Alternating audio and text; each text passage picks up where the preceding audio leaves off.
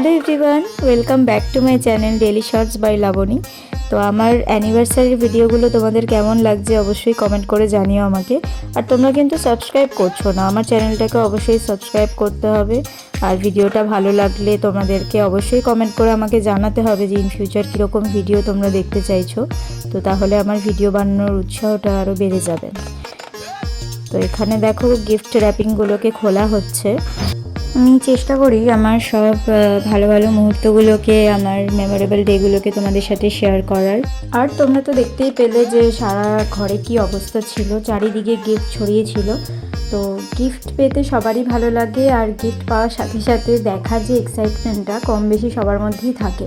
তো আমি আর মাম্মাম এতটাই এক্সাইটেড ছিলাম যে ওই দিনকে রাত্রেবেলায় আমাদের বায়নাতে উজি পুরো সব গিফটগুলো খুলে খুলে আমাদের দেখাচ্ছিল।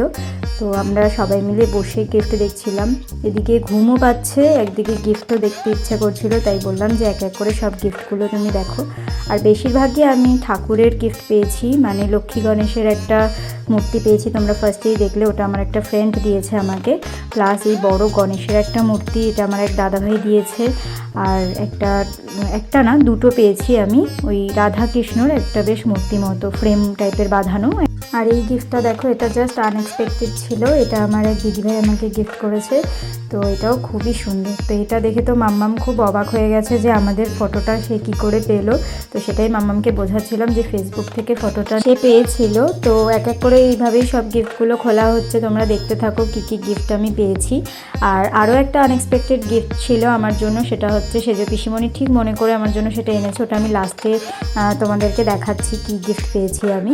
আর এটা ছিল হচ্ছে একটা ইলেকট্রিক কেটল, এটা এক মাসি আমাকে গিফট করেছিল। এছাড়াও সমস্ত গিফটই আমার খুবই পছন্দের ছিল, মেন দুটো গিফট আনএক্সপেক্টেড ছিল, একটা আমি তোমাদের দেখালামই ফটো ফ্রেমটা, আর হচ্ছে লাস্টে যেটা দেখাবো সেটা। তো এইগুলো সব বেডশিট ছিল, এটা একটা কুর্তির সেট ছিল, আর এই হচ্ছে সেই মূল্যবান গিফট।